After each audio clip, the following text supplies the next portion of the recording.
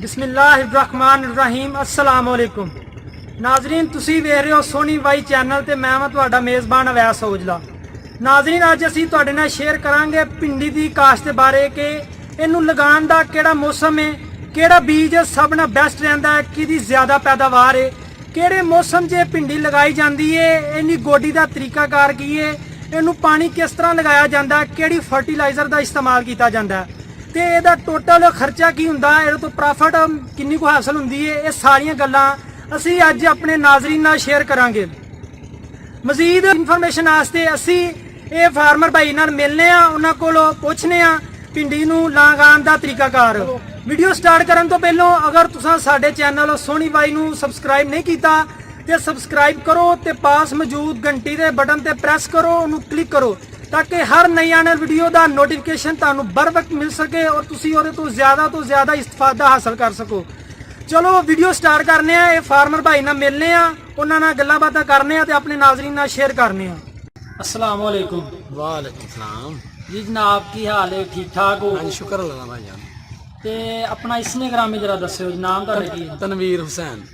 अच्छा तनवीर भाई ये किहड़ा एरिया है? ये मोहनपुर एरिया है अपना डेंसर दे नाल चक्रम दास दे नाल मोहनपुर पट्टियां। ते तनवीर भाई ये तुसां भिंडियां किन्ने कु एकड़ लाइयां ने?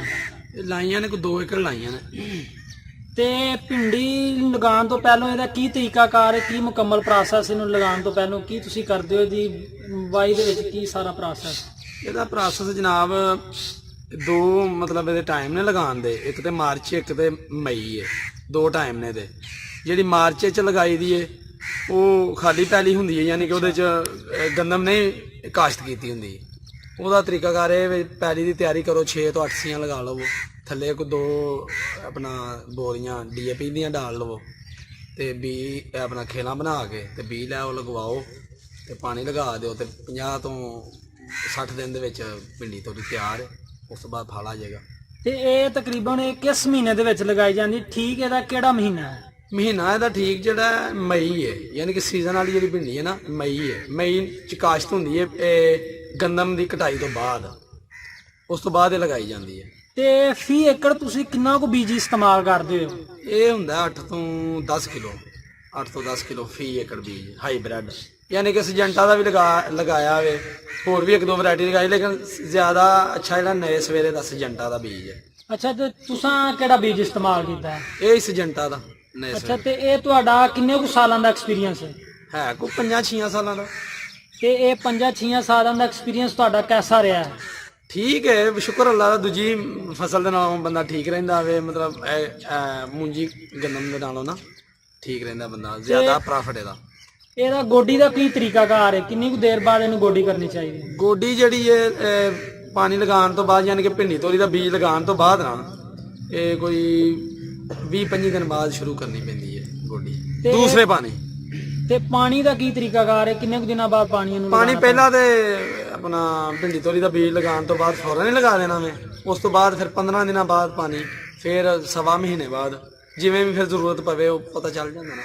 ਤੇ ਇਹ ਕਿਹੜੀ ਖਾਦ ਵਗੈਰਾ ਫਰਟੀਲਾਈਜ਼ਰ ਕਿਹੜੀ ਇਸਤੇਮਾਲ ਕਰਦੇ ਹੋ? ਕੋਈ ਬਿਮਾਰੀ ਲੱਗ ਗਈ ਤਾਂ ਉਹਦੇ ਵਾਸਤੇ ਸਪਰੇਅ ਵੀ ਕਿਹੜੀ ਇਸਤੇਮਾਲ ਕਰਦੇ ਹੋ? ਇਹ ਅਸੀਂ ਫਰਟੀਲਾਈਜ਼ਰ ਜਿਹੜੀ ਖਾਦ ਉੱਤੇ ਯੂਰੀਆ ਦਾ ਇਸਤੇਮਾਲ ਕਰਨੇ ਆ ਤੇ ਉਸ ਤੋਂ ਬਾਅਦ ਜਦੋਂ ਭਿੰਡੀ ਨੂੰ ਮਤਲਬ ਤੇਲੇ ਦਾ ਸ਼ਿਕਾਰ ਜਾਂ ਸੁੰਡੀ ਦਾ ਸ਼ਿਕਾਰ ਹੋ ਜਾਵੇ ਫਿਰ ਇਕਟਾਰਾ ਦਾ ਸਪਰੇਅ ਨਏ ਸਵੇਰੇ ਤੋਂ ਤੇ ਆਪਣਾ ਪੋਲਟਰਨ ਸੀ ਸਪਰੇਅ ਜਿਹੜੀ ਦਵਾਈ ਹੈ ਕੀੜੇ ਮਾਰ ਜਾ ਸੁੰਡੀ ਮਾਰ ਜਿਹੜਾ ਉਹ ਇਸਤੇਮਾਲ ਕਰਦੇ। ਤੇ ਇਹ ਲਗਾਉਣ ਤੋਂ ਕਿੰਨੀ ਦੇਰ ਬਾਅਦ ਇਹ ਤੁੜਾਈ ਦੇ ਕਾਬਲ ਹੋ ਜਾਂਦੀ ਹੈ?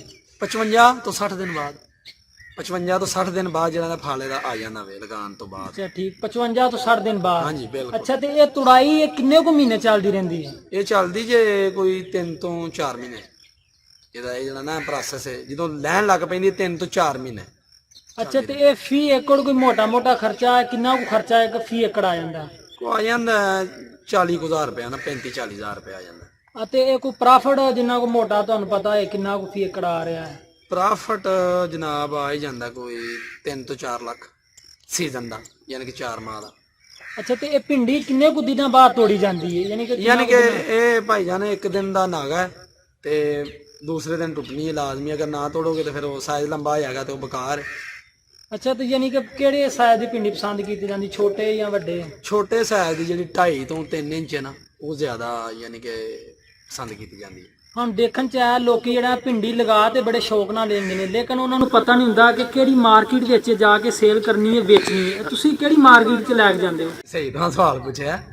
ਇਹ ਗੁਜਰਾਂਵਾਲੇ ਵੀ ਮਾਰਕੀਟ ਹੈ, ਡਸਕੇ ਵੀ ਮਾਰਕੀਟ ਹੈ, ਕਾਮੋ ਕੀ ਵੀ ਹੈ, ਤੇ ਫਿਰ ਮੁxtਲਿਫ ਜਗ੍ਹਾ ਤੇ ਪਤਾ ਚੱਲ ਜਾਂਦਾ ਰੇਟ ਦਾ, ਅਪ ਡਾਊਨ ਦਾ ਤੇ ਹੁੰਦੇ ਰਹਿੰਦਾ ਨਾ ਮੰਡੀਆਂ ਦਾ। ਫਿਰ ਚਲੇ ਜਾਈਦਾ ਜਿੱਧਰ ਤੇਜ਼ ਕੰਮ ਹੋਏ।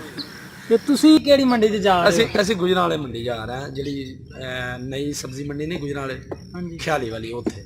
ਤੇ ਇੱਕ ਸਵਾਲ ਲਾਸਟ ਲਈ ਤੁਹਾਡੇ ਪੁੱਛਾਂਗੇ, ਅਗਰ ਕੋਈ ਬਾਈ ਫਾਰਮਰ ਬਾਈ ਇਹ ਕੰਮ ਕਰਨਾ ਚਾਹ ਰਿਹਾ, ਉਹਨਾਂ ਨੂੰ ਕੀ ਮਸ਼ਵਰਾ ਦਵੋਗੇ ਇਹ ਕਾਰੋਬਾਰ ਕਰਨ ਜਾਂ ਨਾ ਕਰਨ? ਨਹੀਂ, ਇਹ ਗੰਦਮ ਤੇ ਮੂੰਜੀ ਨਾਲੋਂ ਤਾਂ ਕਈ ਦਰਜੇ ਅੱਗੇ ਵੇ, ਕਰਨਾ ਚਾਹੀਦਾ।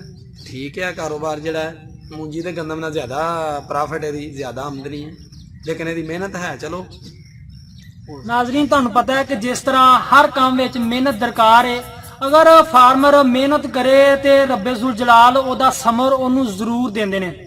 ਦੇਖਿਆ ਤੁਸੀਂ ਸਾਡੇ ਫਾਰਮਰ ਭਾਈ ਨੇ ਤੁਹਾਡੇ ਨਾਲ ਭਿੰਡੀ ਦੇ ਬਾਰੇ ਮੁਕੰਮਲ ਇਨਫੋਰਮੇਸ਼ਨ ਸ਼ੇਅਰ ਕੀਤੀ ਹੈ, ਤੇ ਅਸੀਂ ਤੁਹਾਨੂੰ ਦਿਖਾਣੇ ਆ ਉਹ ਭਾਈ ਨਾਲ ਲਗਾਈ ਇਹ ਸਾਡੇ ਤਨਵੀਰ ਭਾਈ ਜਰਾ, ਤੇ ਉਹਨਾਂ ਦੀ ਫਸਲ ਤੁਹਾਨੂੰ ਦਿਖਾ ਰਹੇ ਆ ਕਿ ਮਾਸ਼ਾਅੱਲਾ ਉਹਨਾਂ ਦੀ ਬਹੁਤ ਸੋਹਣੀ ਵਾਈ ਹੈ, ਉਹਨਾਂ ਦੀ ਵਾਈ ਨਜ਼ਰ ਆ ਰਹੀ ਹੈ। ਅਗਰ ਉਹਨਾਂ ਮਿਹਨਤ ਕੀਤੀ ਹੈ ਤੇ ਰੱਬੇ ਜ਼ੁਲ ਜਲਾਲ ਨੇ ਉਹਨਾਂ ਦਾ ਸਮਰ ਵੀ ਇਹਨਾਂ ਨੂੰ ਅਤਾ ਕੀਤਾ ਹੈ। ਤੁਸੀਂ ਦੇਖ ਰਹੇ ਹੋ ਉਹਨਾਂ ਦੀ ਫਸਲ ਬਹੁਤ ਅੱਛੀ ਹੈ, ਕਹਿ ਰਹੇ ਨੇ ਸਾਡਾ ਅੱਛਾ ਐਕਸਪੀਰੀਅੰਸ ਹੈ ਸਾਲਾਂ ਦਾ, ਤੇ ਅਸੀਂ ਜਿਹੜੇ ਨਾ ਨਿਊ ਫਾਰਮਰ ਉਹਨਾਂ ਨੂੰ ਇਹ ਮਸ਼ਵਰਾ ਦੇਣਾ ਚਾਹਾਂਗੇ ਕਿ ਉਹ ਇਹ ਕਾਰੋਬਾਰ ਕਰਨ। ਤੁਸੀਂ ਦੇਖ ਰਹੇ ਹੋ ਨਾਜ਼ਰੀਨ, ਇਹ ਸਾਰਾ ਕੈਮਰਾਮੈਨ ਤੁਹਾਨੂੰ ਦਿਖਾ ਰਹੇ ਨੇ।